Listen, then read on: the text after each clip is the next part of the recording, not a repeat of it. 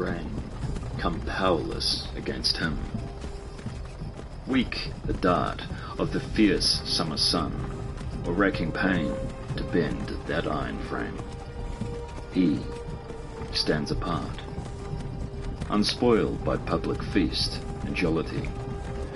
Patient, unwearied night and day doth he cling to his studies of philosophy.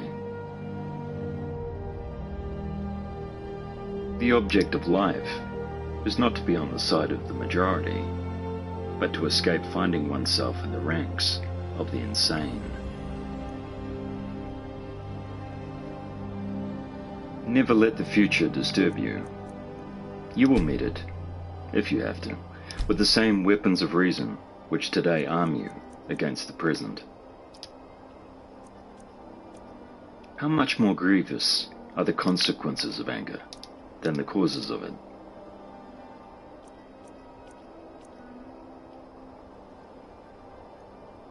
Time is a sort of river of passing events, and strong is its current.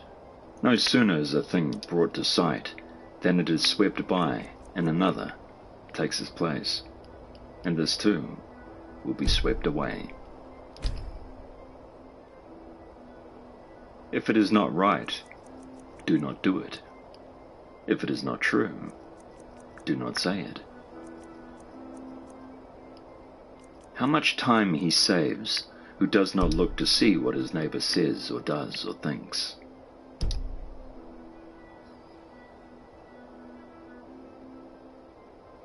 Be content with what you are, and wish not change, nor dread your last day, nor long for it.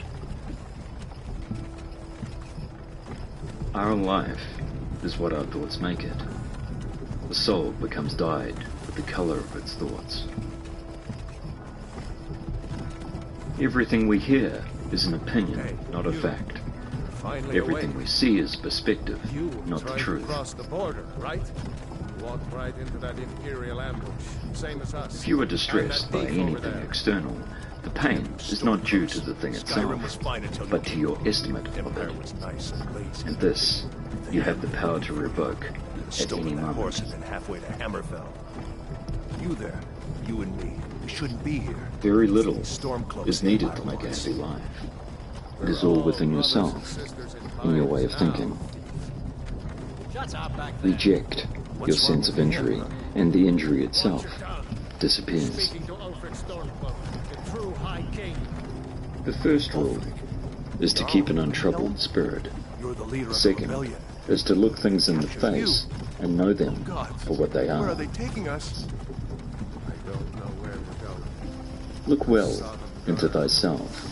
There is a source of strength which will always spring up if thou wilt always look. Hey, what village are you from, horse? You are a little soul carrying around a corpse, A Nord's last as Epictetus used to say. Rorikstead. You always own the option of having no opinion. There is never any need to get worked up or to trouble your soul about things you can't control. These things are not asking to be judged by you. Leave them alone. Please help me. For it is in your power to retire into yourself whenever you choose. Perfect tranquility within consists of the good ordering of the mind, the realm of your own. But they had something to do with this. Never esteem anything as of advantage to you that will make you lose your self-respect. Do what you will. Even if you tear yourself apart, most people will continue doing the same things. Wonder if Elon is still making that need. A person's worth is measured by the worth of what he values. When I was a boy, imperial walls and towers. Is it your reputation that's bothering you? But look at how soon we're all forgotten. The abyss of endless time that swallows it all. The people who praise us, how capricious they are, how arbitrary. The whole earth is a point in space, and most of it uninhabited. Be like the cliff against which the waves continually break, but it stands firm and tames the fury of the water around it. Let's go. Shouldn't keep the gods waiting for us. Human life, No, wait! Duration. We're not rebels! momentary, Face your death with some Nature. courage, thief. You've got to Change. tell them! We worked with you! This is a Perception. mistake! Step toward Dim. the block when we call your name. condition One at a of time. body, decaying, Empire loves their Soul. damn lists. spinning around, Ulfric Stormcloak, fortune, Jarl of Winter. unpredictable, It has Lasting been an fame. honor, Jarl of uncertain.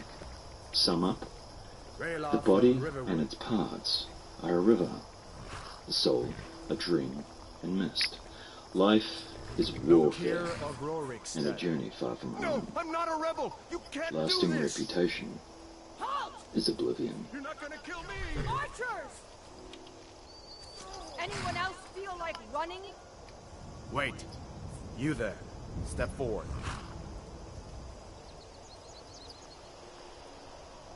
Who are you?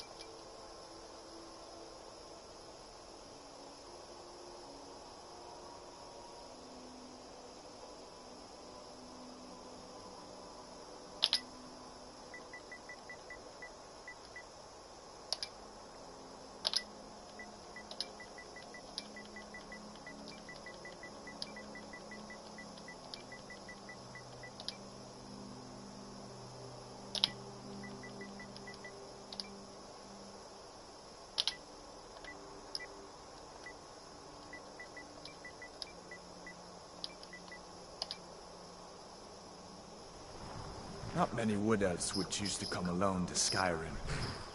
Captain, what should we do? He's not on the list. Forget the list. He goes to the block. By your orders, Captain. I'm sorry. We'll make sure he remains returned to Valenwood. Follow the captain, prisoner.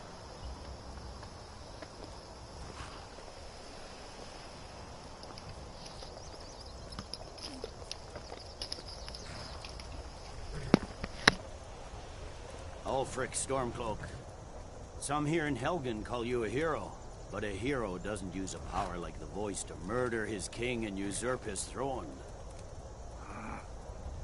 You started this war, plunged Skyrim into chaos, and now the Empire is going to put you down and restore the peace. What was that? It's nothing. Carry on. Yes, General Tullius. Give them their last rites.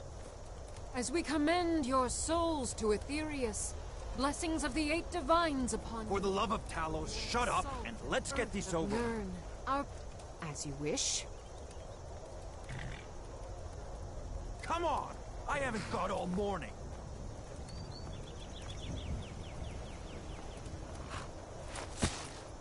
My ancestors are smiling at me, Imperials. Can you say the same?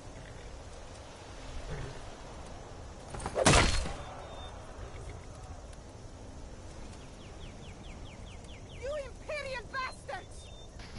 Justice! Hello, and welcome. As fearless and John Locke said that the only defense against the world is a thorough understanding of it. And when we talk about narcissists, or we talk about the process of gaslighting, or just invalidating someone else's experiences and their perspectives, it's something that happens in all walks of life. And it happens in the workplace, it happens in the home, it happens in relationships and friendships, and it happens online. So having just a baseline knowledge, it isn't enough for a man, especially today. What do you see? A man can say that he has red pill knowledge, that he's now self-aware, but there are blind spots. Like, if we use women as an example, when it comes to even the average female, I mean, what a woman understands at just an instinctive level, in terms of how to manipulate others using language, using sex, using general coercion and manipulation. It typically takes a man decades to understand through pain, through loss, experience. What is that thing? So men, they come to their realization that they've been manipulated and used just far too late in life, if at all. And you can read it. You can read it in a man's body language. The stereotypical henpecked husband. The way a man looks at the ground when he walks past you in the street. You can see it, whether he's been beaten down by life and from interactions with others, or because of toxic relationships. A man carries his trauma on him. And too often, a man's trauma, it's like a red rag to a bull. And a man in a toxic relationship, you can see it. All the hallmark signs are there. The signs are there of an abuse victim who's been made to question his own reality. And that man, his world, it gets turned upside down, and he's left in a state of shock. He's left in a state of anger. And anger that, he's been used, that he's been lied to. That everything he's been fed up to this point has been a lie. Yet, of course, everywhere where he turns, it's just people just continue to invalidate his experience. And they just push it all back on him. They just deflect. And it leaves that man just spinning in a circle. Now, often leads him just to question his experience and his reality. Maybe they're right. Maybe I am the bad guy. Maybe it was because I'm a bad person. Maybe I was in the wrong, and she was right. Right? Wrong. I'm going to talk about gaslighting, just in general. And I'm going to tie it into some psychological techniques and approaches. I also want to see if I can link it with some police interrogation tactics. because there are some similarities. And this is going to be a bit of a ramble, but I'll try and tie it all together. Now, in Australia, we have a saying, she'll be right, mate.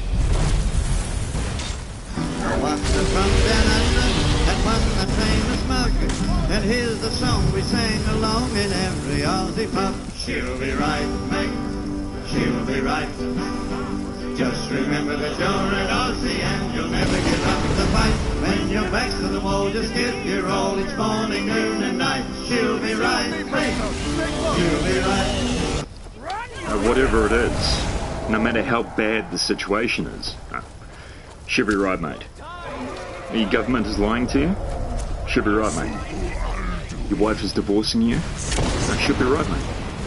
You've been falsely accused. She's taken the kids in the house. You're going to be homeless? She'll be right, mate. No, she won't be all right, mate. And the amount of blind trust that men place in women, it's equivalent to that of a young child looking to his mother just for protection and guidance and provision. And the amount of mental gymnastics that men undertake to justify and excuse a woman's behaviour, well, you've seen it. I'm not seeing anyone right now. Guys are jerks. God, I know, right? Guys are the worst. It's not just women that engage in this. And we see it with employers, we see it with politicians, with cops, therapists. We see it with the media.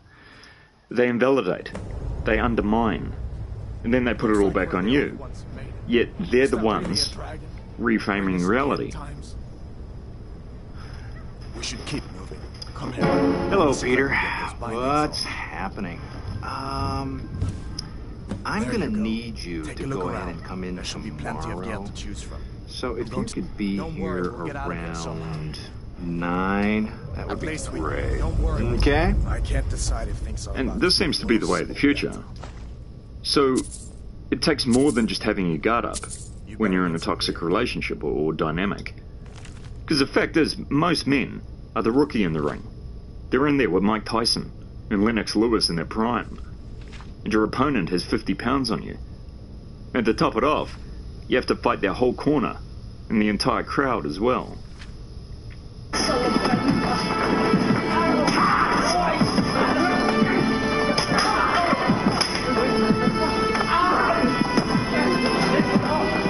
Because women today, they have free rein to use sexual and emotional manipulation. And then they're celebrated and worshipped for exercising it. Now that's girl power. It's righteous retribution for women's oppression. Now, not the individual, of course, but the collective. Now, it's just another victory for the sisterhood. And a woman's power, it resides in plausible deniability. Because her violence, it doesn't leave any scars. And she's protected by the government. And her actions are glorified by the media. The righteous actions of a victim. No, it's not rape when a woman does it. No, it's not child rape. It's seduction. It's not murder. It's self-defense. Yeah? What was the cause of death? Two of the witnesses decided not to testify, and the third guy committed suicide. Better get that on. He stabbed himself in the back 4 times and threw himself off a bridge. Very unfortunate. Now, even Jodi Arias, she claimed self-defense after stabbing her boyfriend 27 times. And then she shot him in the head for good measure. So there's no stopgaps. There's no regulation. A women's actions, they just run unchecked. Even when they reach just pathological levels of hysteria and paranoia. So you have to wonder, does it ever occur to women just how out of touch with reality that they've become? When a person is insane, as you clearly are, do you know that you're insane? Are you just sitting around breeding guns and ammo, masturbating in your own feces? You just can go, what? It is amazing. Crazy, I really am. Yeah? Do that? Ultimately, whether the behaviour of women is malicious in intent or just instinctive or just careless, the end result is the same. Now, honestly, at this point, I can't tell which. Now, I don't really care to, because I treat them all with the same amount of caution. Because all that matters is that you keep your wits about you, and you know how to protect yourself, and spot the red flags. Gaslighting, it's a systematic process that breaks a person down, and the end goal is dependence on the perpetrator. And that victim's sense of personal value and self-esteem will end up depending entirely on the validation they receive from their abuser. And sadly, you can see it. Men are just queuing up to fill that role. That's the psychology of a simp. That's a dynamic. They're primed for it. I've lost count of the number of men who have sacrificed their lives, sacrificed their health, their freedoms, and their futures for women. And many did so for women that they barely knew, if at all. Hi, Forrest. I know you just got back from Vietnam and you love me, but I'm gonna go run a train with this group of Black Panthers I just met. Okay, Jenny. Hi, Forrest. I know you came all this way to New York to visit me, but I'm gonna go do blow and have sex with a bunch of stockbrokers. Okay, Jenny. Hi, Forrest. Now that I have the most contagious and incurable disease known to mankind, I'll finally have pity sex with you. Okay, Jenny. And I'll mow the grass and raise the AIDS, baby. You remember that movie Gone Girl? In Gone Girl, she went from princess to predator in a heartbeat. And that's how quickly it happens. So I remember years ago, a woman I knew, she came to my place. She was crying, she was all emotional. She said she was suicidal and all the rest. 1 minute she's this poor defenseless woman. And then she goes to the bathroom for a few minutes. When she comes back out, she was literally like the character in Gone Girl. Sexually aggressive and cold as ice. You could see the transition. She went from passive to active. A passive victim to active perpetrator. And this was a replaying of a dynamic she experienced as a child with an abuser. Now, she was a victimizer. She had assumed that role. I was young and stupid, so I was confused. All I knew was that I didn't like it.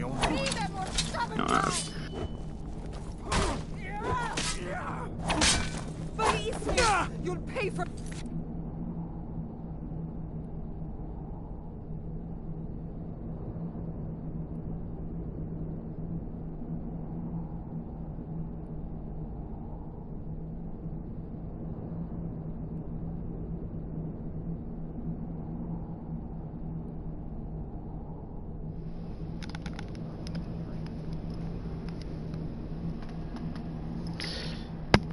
My bad.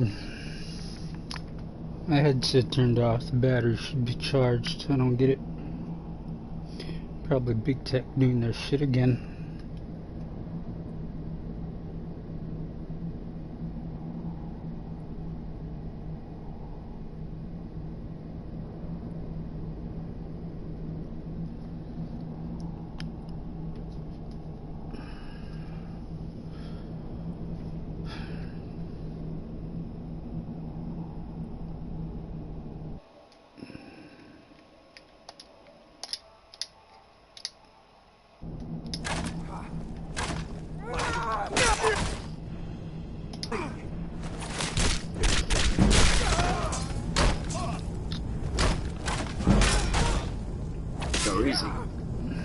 I was very lucky she didn't get vengeful and send the cavalry after me. Because I was pretty abrasive about it. With me, prisoner. Let's go. Get out of here, you fucking crazy idiot! Get the fuck out of here! Go back to turning tricks and hobos and you pain in the ass! That's how quickly it happens. And for young men, they don't see these red flags until they're right in the thick of it. But by then, it's often too late. We need to get inside. And there are telltale signs that you are in a toxic relationship. And again, this could be in any avenue of life, any relationship. But if you're always second-guessing yourself, if you feel like you're walking on eggshells, Looks like if you feel that nothing you do is ever good enough, or if you start doubting your own memory and your own perception of events. We should keep moving. If you constantly feel that you're the bad guy, bindings off. or if you believe the little voice in your head that you're not good enough. There you go. Take a look around. It's psychological manipulation. You're going to need it. And all the gaslighting needs to do is just sow seeds of doubt, and then destabilize their target. Listen, you little wiseacre. I'm smart, you're dumb. I'm big, you're little. I'm right, you're wrong. And there's nothing you can do about it. I'll give you an example. I'll give you an example of a blind spot. And you better get scared. I'm doing this because every man has an ego. And every man has big, hairy, pair of balls between his legs. So, yeah, as men, we all typically think, she'll be right, mate. No, I know the score. She'll be sweet, mate. I'm good. Nobody can fool me. No way. No. Get that armor. Get that sword a few swings too. Let's keep moving. That thing is still out there.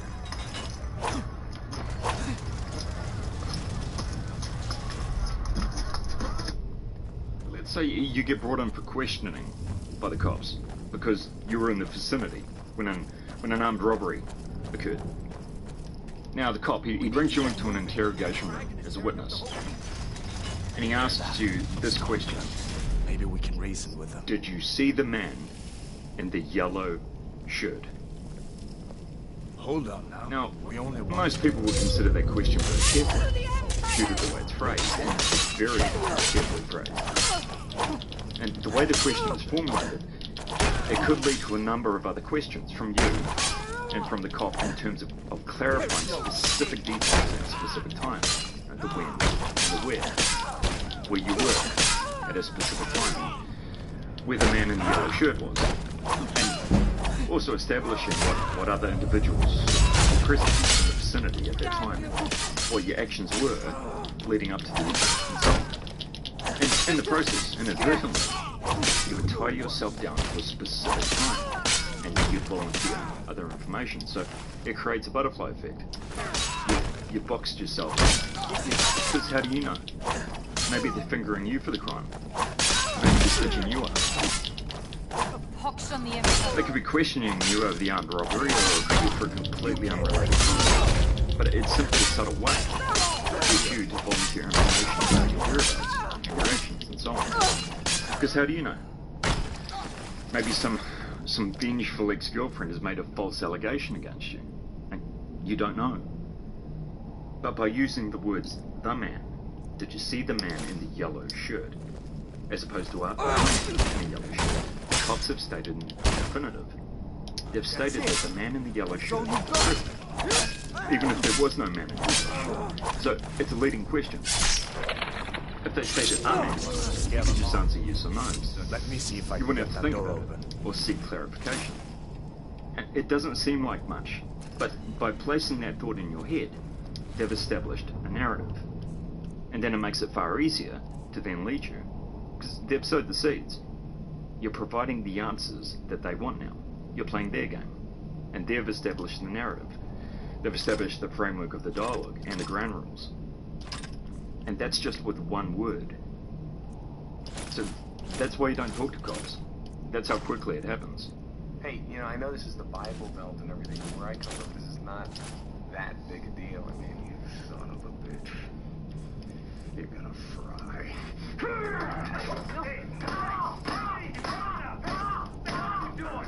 Take it easy, you okay? What the hell is wrong with you? Now, it's no different with women. 9 times out of 10, men play by women's rules, and it's women who establish those ground rules, and it's achieved primarily through language. Yeah, look at what's happening currently. And instead of questioning the logic behind these lockdowns and questioning the validity of the testing and the criteria of diagnosis, we're more interested in whether our next door neighbour is conforming to social distance. We let others dictate the rules of the discussion, what can and can't be discussed. So the conversation, it occurs only within the parameters that the media and the politicians have set. To get out of Helgen. And when others dictate the rules of the game, when they dictate the narrative and control the language, we limit and confine ourselves. So, language is important. When you let others control and limit your language, it makes it easier to invalidate your experiences, and then reframe your memory, reframe your perception and your thoughts. In the process, you're reducing yourself to a known person. You're cannon fodder. Just another male in the scrap, just another male statistic.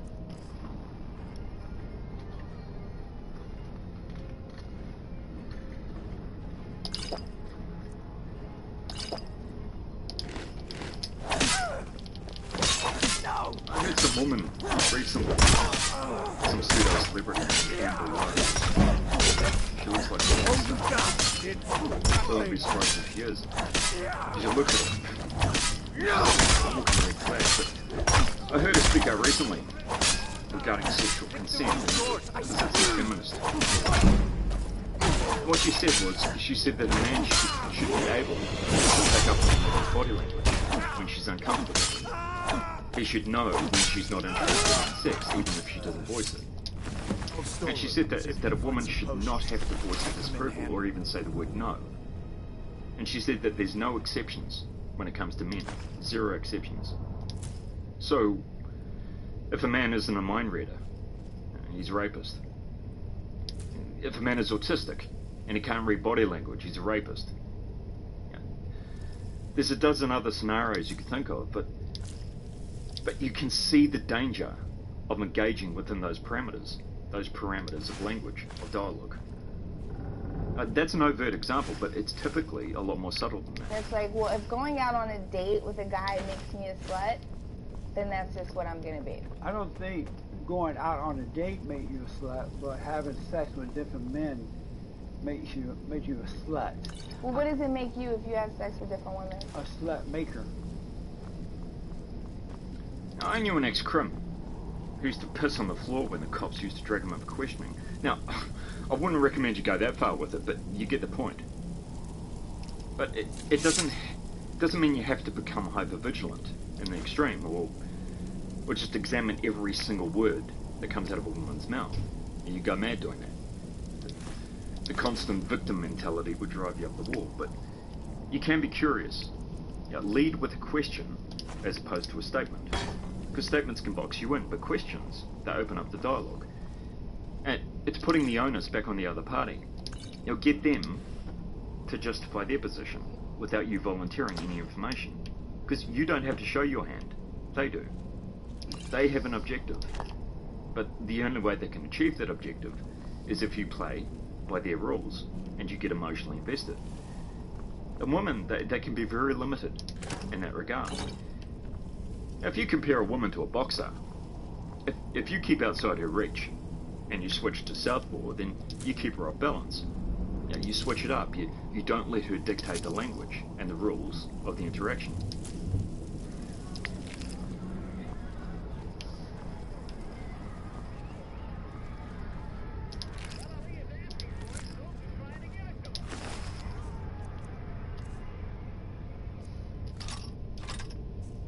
A lot of men, they'll recognise what I'm saying here. They know that look a woman will give you when you change it up. It's like a raccoon in the headlights. You see it, the jaw drops, that quizzical look. Her head just tilts slightly to one side. She doesn't know what to make of you. You're not playing by the rules. You're not complying. Boo, you whore. Women they're used to manipulating men in a very specific way. They did it with their daddies, with all their boyfriends, their teachers, their employers, and they haven't had to switch it up before. Men, they just usually fall into line and let the woman dictate the interaction and the parameters. And often, the best tactic is to not engage in the first instance, but a lot of times that's just not possible. And if you get cornered, it helps to be prepared. So, you can get to a point where you can detach when you recognise certain signs and behaviours. Otherwise, you run the risk of being blindsided. Need more coffee. Need more Margaret. That seems counterintuitive, but a good tack to take. Effectively, friend. What are you? Friend is going to approach. What are you doing? You approach your friend. You ask questions. What's going on with it? But there's downsides. There are issues. What are you doing? Yeah, their friend might be in an abusive relationship. It might be a junkie or a basket case.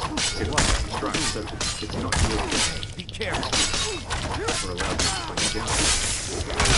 But just engage intellectually, rationally, calmly, but firmly. And along just in but you don't let them cross your boundaries. Because your safety comes first. And you're not offering solutions.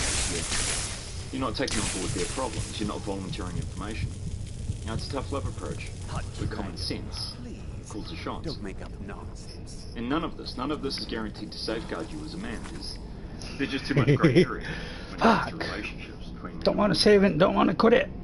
Now, as men, we need to have a higher level of awareness in relation to a great... That's enough for this live stream. Now, she'll be right. Doesn't cut it.